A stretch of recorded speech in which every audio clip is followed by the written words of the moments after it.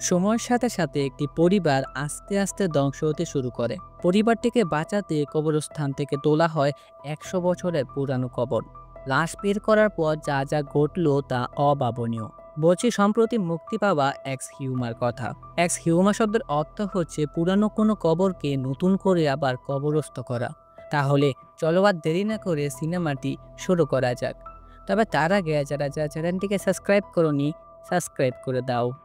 সিনেমার শুরুতে আমরা জানতে পারি আমেরিকার একজন ধনী ব্যবসায়ী পার্কের নবজাতক বাচ্চাটি খুব অসুস্থ। বাচ্চাটি এমন এক রোগে ভুগছে যে রোগের চিকিৎসা ডাক্তাররা করতেও ব্যর্থ হয়েছে। সব রাস্তা বন্ধ হয়ে যাওয়ার পর এই বাচ্চাটির চিকিৎসার জন্য কোরিয়া থেকে সামানদেরকে ডাকা হয়, অর্থাৎ এমন মানুষ যারা আত্মাদের সাথে কথা বলতে পারে, আত্মাদের সাহায্যে মানুষের বিভিন্ন সমস্যার সমাধান করে থাকে। পৃথিবীর অদৃশ্য জিনিসগুলোর সাথে দেখা করা, কথা বলা, তাদেরকে নিয়ন্ত্রণ করা এবং তাদের সাথে লড়াই করা সামানদের কাজ। আমরা দেখতে পাই সামান হারিমকে, যে তার পার্টনারের সাথে এসেছে এই বাচ্চাটির চিকিৎসা করতে।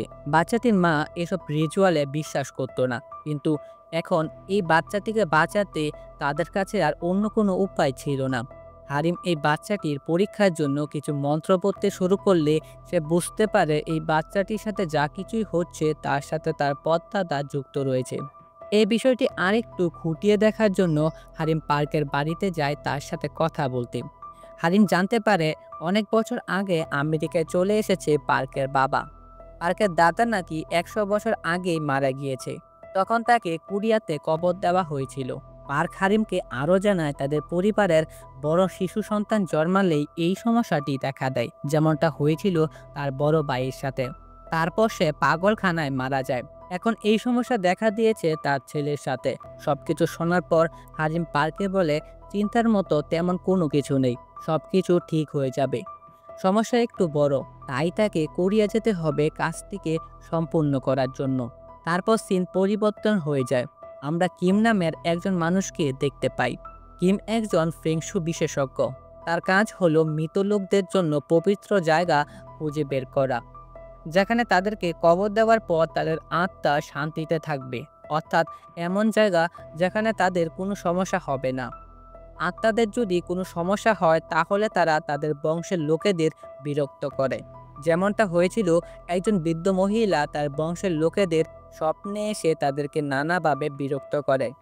বিষয়টি কিমকে জানালে কিম বুঝতে পারে শুধু কবরটি একমাত্র সমস্যা নয়, এর পিছনে অন্য কোনো কারণ রয়েছে। আসলে দেখা যায় বৃদ্ধ মহিলাটির নাতি তার একটি দাঁত লুকিয়ে রেখেছিল, যার কারণে মহিলাটি তাদেরকে বিরক্ত করত। দাঁতটি তার কবরে রাখতে কিছুদিনের মধ্যে সবকিছু ঠিক হয়ে যায়। তারপর আমরা দেখি হারিম এসেছে কিমের সাথে দেখা করতে। হারিম পার্কের সম্পর্কে সবকিছু বললে কিম তাকে হতাশ না করে রাজি হয়ে যায় তাকে সাহায্য করতে। পরের দিন পার্ক কিমের সাথে দেখা করতে আসে, কারণ তাকে তার দাদার এক্স হিউমা করতে হবে। এক্স হিউমা বলতে কি আমি তা তোমাদের আগেই বলেছি, তারপর আবারও বলে দেই। এক্স হিউমা শব্দের অর্থ হচ্ছে একটি পুরানো কোনো কবরকে আগের জায়গা থেকে আবার নতুন কোনো জায়গায় কবরস্থ করা। পার্ক তার ছেলেকে সুস্থ করার জন্য কিমের কথা মতো সবকিছু করতে রাজি হয়ে যায়। পার্ক এখন কিমকে নিয়ে তার দাদার কবরের দিকে যেতে থাকে। পার্কের দাদা কবরটি ছিল পাহাড়ের একেবারে উপরের স্থানে। ওই স্থানে আর কোনো কবর ছিল না। তারা দেখতে পায় কবরের আশেপাশে অনেকগুলো শিয়াল ঘোরাফেরা করছে। কবরের আশেপাশে শিয়ালের উপস্থিতি একেবারে ভালো কোনো লক্ষণ নয়। এর সাথে কবরের উপরে কোনো নাম লেখা ছিল না। আর তাদেরকে বলে তার দাদা একজন জেনারেল ছিলেন, আর এই সময় কবর চুরির ঘটনা ঘটত। তাই এই কবরটি সেনাবাহিনীর পক্ষ থেকে সবাই থেকে দূরে এনে দেওয়া হয়েছিল। কিন্তু তখনও মানতে পারছিল না এই জায়গায় কেন কবর দেওয়া হয়েছে। এই জায়গাটি কোনো কবরস্থানের মতো নয়। কিম বুঝতে পারে সমস্যাটি এই জায়গাতে রয়েছে, তাই সে হারিমের সাথে এই বিষয়ে আলোচনা করে। সে হারিমকে বলে, এখানে অনেক খারাপ আত্মা রয়েছে, আমি খুব ভয়াবহ কিছু অনুভব করতে পারছি। একই সাথে কিম হারিমকে এখানে কাজ করতে নিষেধ করে, কারণ তার মনে হচ্ছিল এখানে কাজ করলে তাদের জীবন যেতে পারে। এই কথাগুলো শুনে হারিমও একটু চিন্তায় পড়ে যায়। তারপর তারা তিনজনে আবার দেখা করে। তারা বেশ কিছুক্ষণ কথা বলে। পার্ক একটু ইমোশনাল হয়ে যায়। সে তাদেরকে বলে তারা যদি কাজটি ছেড়ে দেয় তাহলে তার ছেলে হয়তো আর বাঁচবে না। পার্কের মুখ থেকে কথাগুলো শুনে হারিম আর কিম দুইজনেই আবেগপ্রবল হয়ে যায়। তাই হারিম তাকে বলে সে অবশ্যই তাকে সাহায্য করবে। সে কিমকে বলে আমরা সে কবর খনন করব। তাই আমাদের সেখানে একটি রিচুয়াল পালন করতে হবে। এই রিচুয়ালের কারণে সেখানে থাকা নেগেটিভ পাওয়ার নষ্ট হয়ে যাবে। এতে আমাদের কবর খনন করা অনেকটা সহজ হয়ে পড়বে। কিমের কাছে এই রিচুয়াল কথাটি ভালো লাগে, তাই সে রাজি হয়ে যায়। পরের দিন সেখানে রিচুয়াল প্রোগ্রাম শুরু হয়। পার্কের দাদার মেয়ে অর্থাৎ পার্কের ফুপি সেখানে উপস্থিত হয়, কারণ ওনার অনুমতি ছাড়া কবর খনন করা যাবে না। হারিম এখানে রিচুয়ালের জন্য সব জিনিসপত্র নিয়ে এসেছিল। সে 5টি মৃত কুকুর নিয়ে আসে এবং এই কুকুরগুলোকে 5 জন লোকের সাথে মন্ত্র পড়ে সংযোগ করে দেয়। এদিকে কবর খনন করার কাজ শুরু করার আগে পার্কে দিয়ে কবরের মধ্যে 3 বার আঘাত করানো হয়। তারপর 5 জন লোক খুঁড়তে শুরু করলে প্রত্যেক কূপের সাথে সাথে হারিম মৃত কুকুরগুলোর উপর আঘাত করে। এভাবে কিছুক্ষণ চলার পর অবশেষে খুঁজে পেল কফিনটি।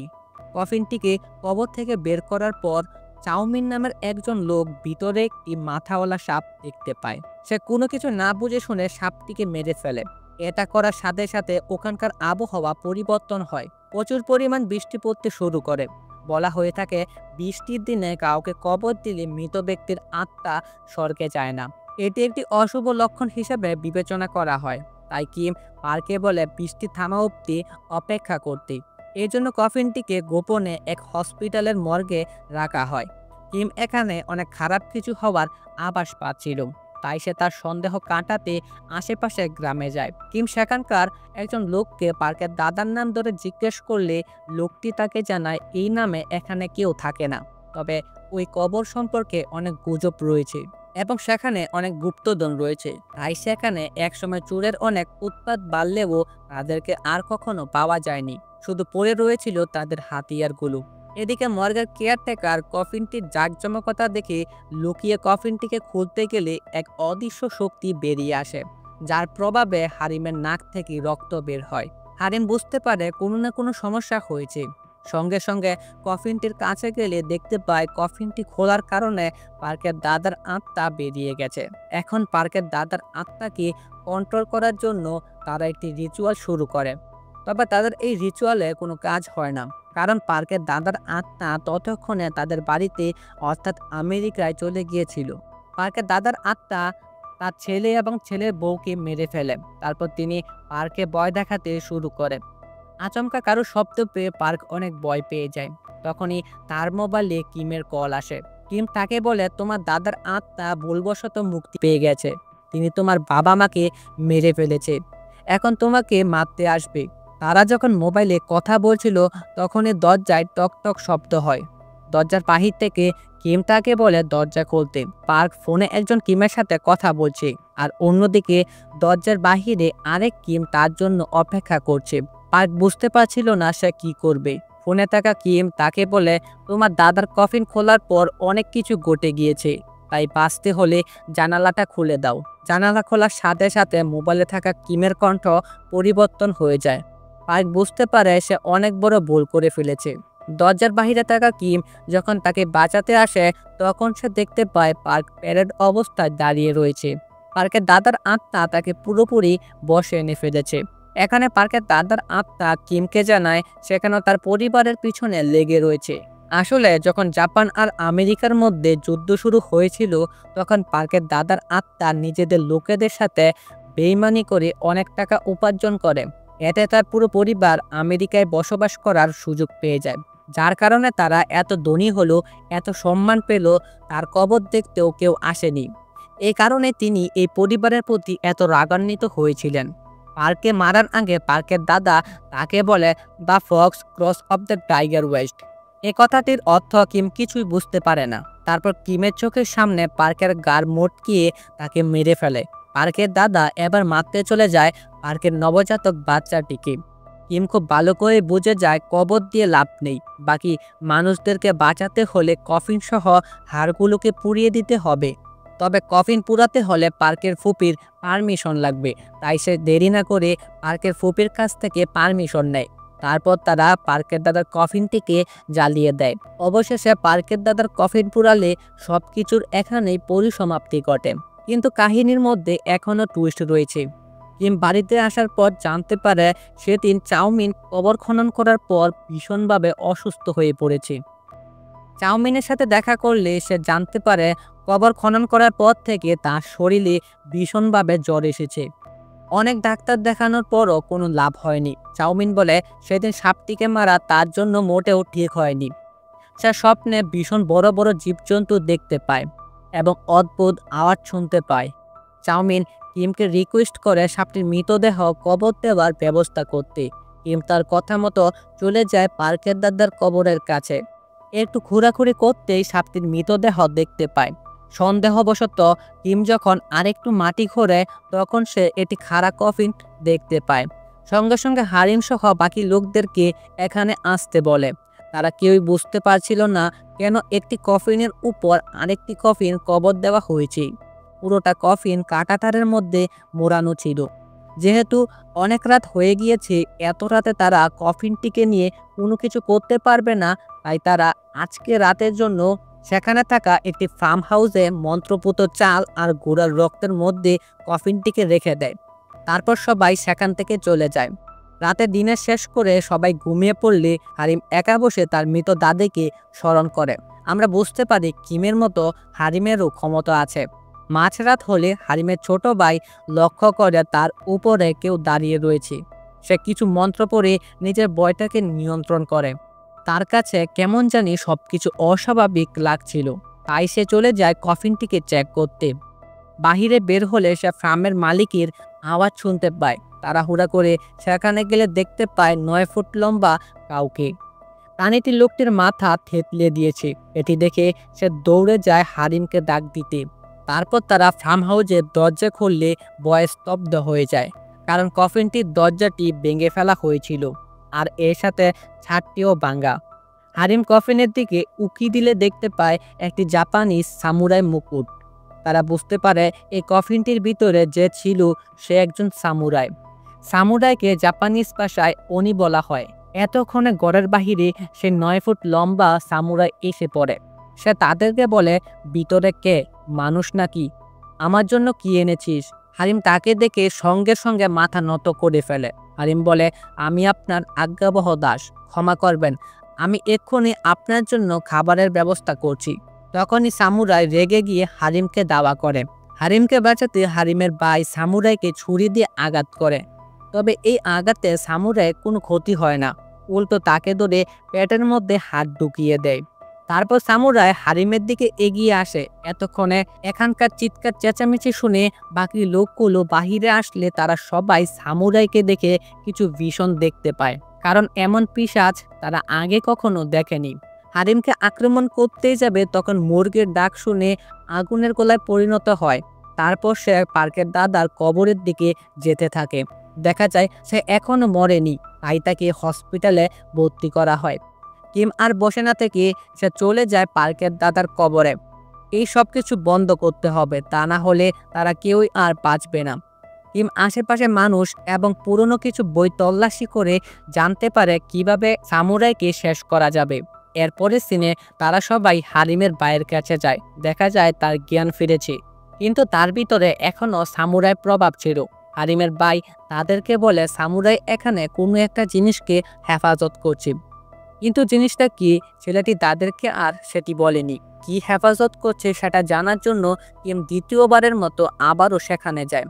কিছুক্ষণ খোঁড়ার পর কিম 9 ফুট লম্বা সামুরাইকে দেখতে পায়। তারপর কিম সেখান থেকে চলে আসে। কিম সবাইকে জানায় ওই সামুরাই দিনের বেলা মাটির ভিতরে থাকে আর রাত হলেই সে বাহিরে বেরিয়ে আসে। হঠাৎ কিম পার্কের দাদার বলে যাওয়া একটি কথা মনে পড়ে, the Fox cross of the tiger West. আসলে ফেংশু অনুযায়ী অখণ্ড কোরিয়ার ভূমি বাঘের মতো দেখতে, আর পার্কের দাদার কবরটি বাঘের ঠিক কোমরের মাঝখানে। শোনা যায় জাপানি ফেংশু এক্সপার্টরা কোরিয়াকে ধ্বংস করতে কিছু মন্ত্রপুত রড বিশেষ বিশেষ জায়গায় পুঁতে রেখেছিল। তবে সময়ের সাথে সাথে রডগুলোকে তোলা হলেও শেষ রডটি কোথায় রয়েছে তা এখনও পাওয়া যায়নি। তারা মনে করে সামুরাই যেখানে আছে সেখানেই রডটি থাকবে।